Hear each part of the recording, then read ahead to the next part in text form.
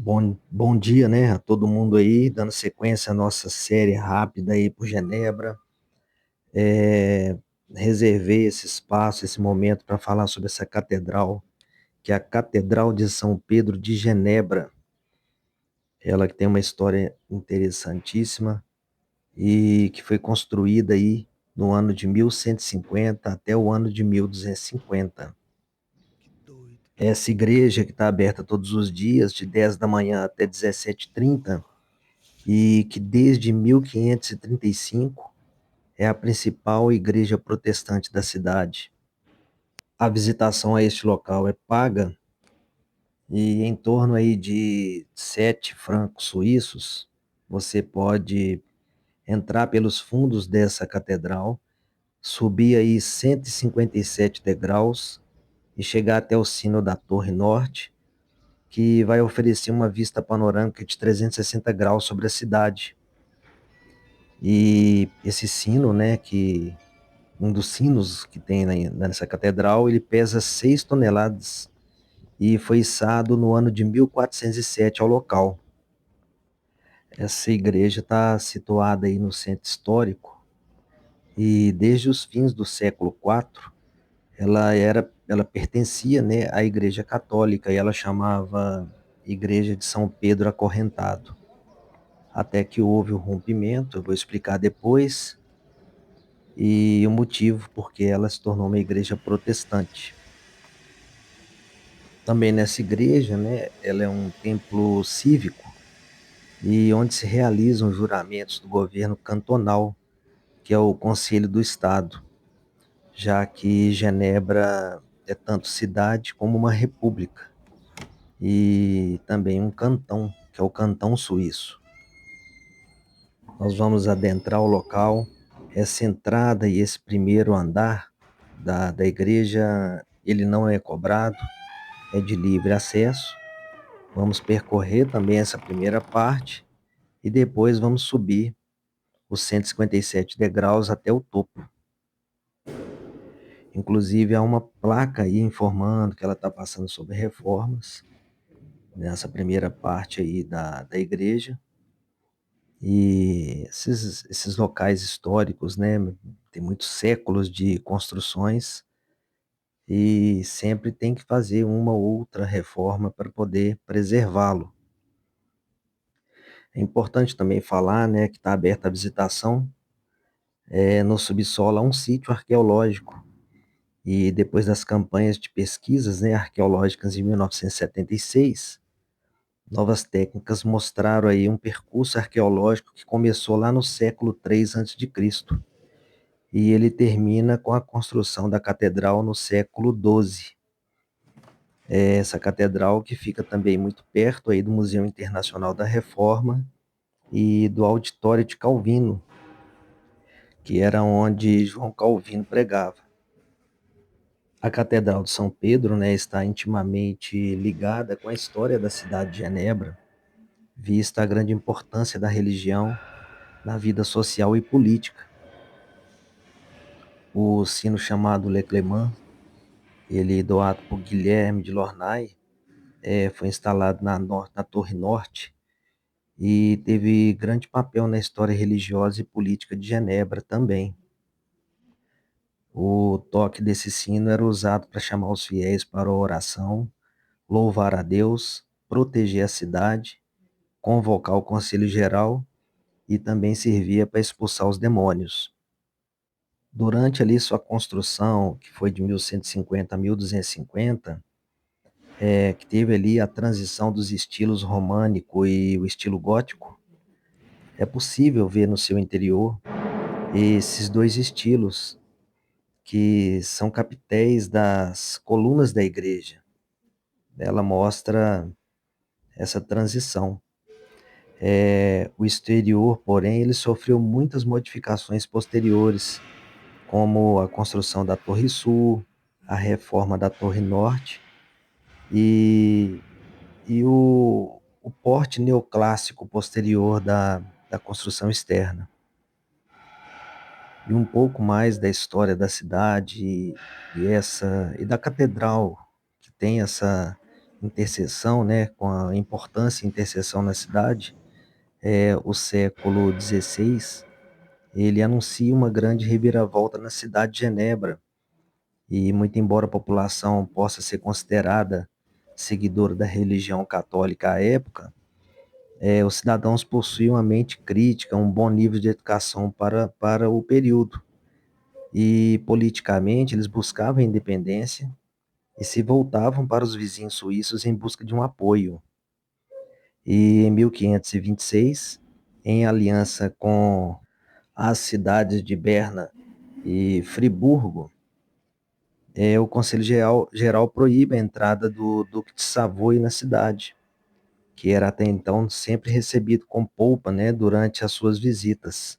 As fortificações são então consertadas e vigias são instalados nas torres da catedral. E em 1535 acontece então a última missa católica, que termina em motim, com os fiéis perseguindo os sacerdotes e colocando abaixo as estátuas e outros objetos de idolatria, seguindo assim as ideias de Martim Lutero.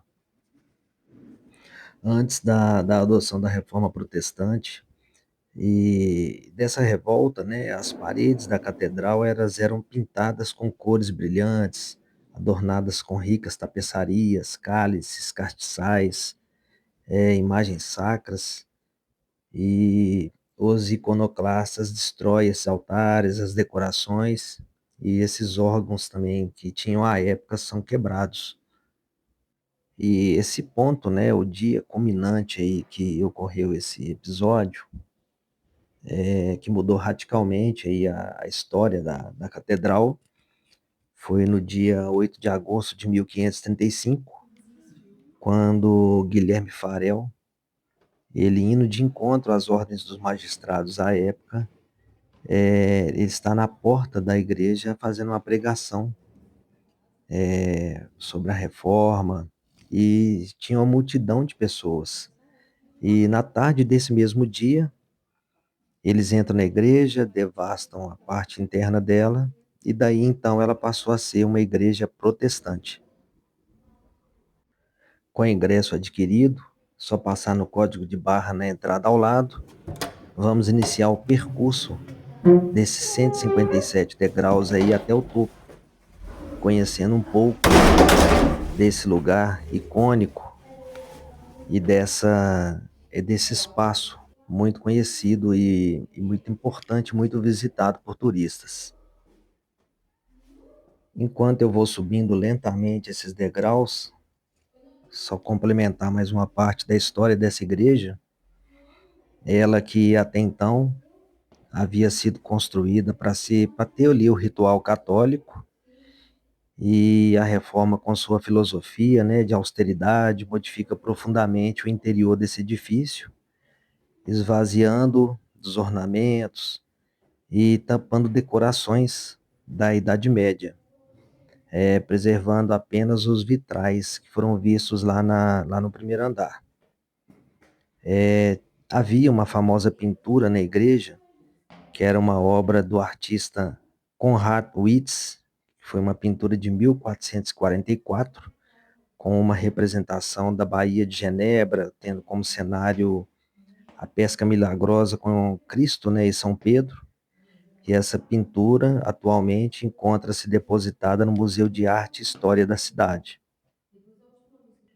E essa fachada neoclássica, né, ela surgiu aí, que é da parte externa dessa igreja, surgiu em meados do século XVIII, substituindo então a precedente, que era no estilo gótico. Um outro momento histórico e recente, né, ocorrido nessa igreja, foi em 29 de fevereiro de 2020, que foi a primeira missa católica em quase 5 séculos depois desse episódio de 1535. E essa missa decorreu sob o signo da hospitalidade, do reconhecimento, e graças a um convite carregado de simbolismo da igreja protestante, essa igreja protestante de Genebra, à igreja católica local, que ocupou o espaço por mais de um milênio até ser despejada em 1535. A iniciativa tinha a pretensão de levar o comunismo um pouco mais longe do que os clássicos encontros interreligiosos. Nós vamos caminhando, né, percorrendo todo esse espaço emblemático, histórico, e vamos conhecendo lugares assim que têm séculos de existência e séculos de construções. É muito interessante você ter essa grande oportunidade de acompanhar comigo aqui e ver o quanto é importante você fazer a preservação dos lugares históricos para que possa servir de conhecimento para as demais, né, gerações aí futuras. E à medida que você vai subindo, você tem acesso a todo esse espaço que, que te dá vistas aí dos lugares pelas janelas, você tem essa condição de observar a cidade de vários ângulos. Nós vamos continuar nossa caminhada aqui. A próxima sala, depois dessa, vai ser uma sala onde tem os sinos, que são os importantes sinos, os sinos históricos que badalam aí a cidade nos seus horários específicos. Mas antes disso, nós vamos fazer alguns lances de escada para poder ter um acesso a uma visão mais aberta da, da parte dessa igreja que dá para você ver um pouco mais de Genebra, fazer umas boas fotografias e ver o quanto é importante esses ângulos de 360 graus para que pudesse ser observada a cidade. Imagine aí ao longo dos séculos quanta história existe esse lugar, quantas pessoas, quantas vidas, né, para construir todo esse espaço e fazer com que esse lugar se tornasse um lugar tão histórico.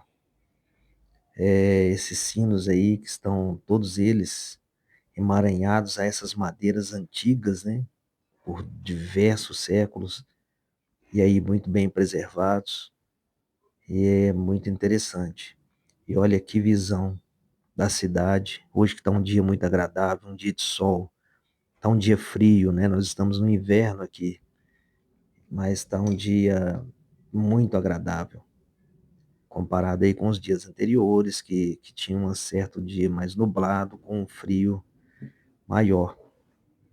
E aí nós temos esses sinos, todos eles que representam aí o momento importante da igreja, quando ela precisa fazer os seus toques, como eu já havia dito, esses sinos, eles são importantes para poder fazer ali os seus momentos de chamamento. E agora nós vamos sair desse espaço, vamos fazer mais uma caminhada e vamos chegar numa sala que é chamada a Sala do Vigia, que ela é muito conhecida, muito procurada e muito histórica. Ela foi uma sala estabelecida originalmente em 1527, mas que serviu aí de posto de vigia para monitorar a cidade até 1911. Inclusive, na entrada desse local, vai ter uma placa que fala sobre isso. E outro fato também muito importante é que durante a Segunda Guerra Mundial foi um posto de observação no ano de 1939 até 1945. E esse espaço então foi reutilizado com essa atribuição. Das janelas deste lugar é possível ter uma visão panorâmica de Genebra de todos os ângulos. De diversos pontos que você ficar nas janelas, existem os espaços ali que você consegue aproximar melhor a sua visão e você vai ter essa amplitude de observar a cidade. Curiosamente, há até um vaso sanitário preservado em um dos cantos dessa sala. Esse local que oferece uma perspectiva histórica única de vigilância da cidade. Vou fazer uma breve filmagem aqui desse lugar para que possam observar um pouco mais. Em seguida, nós vamos conhecer um outro espaço ainda dentro desta igreja que parece até um labirinto. Nós vamos passando aqui por dentro, às vezes dá a sensação de estar até perdido, mas as placas indicam todo o caminho se você estiver mais atento.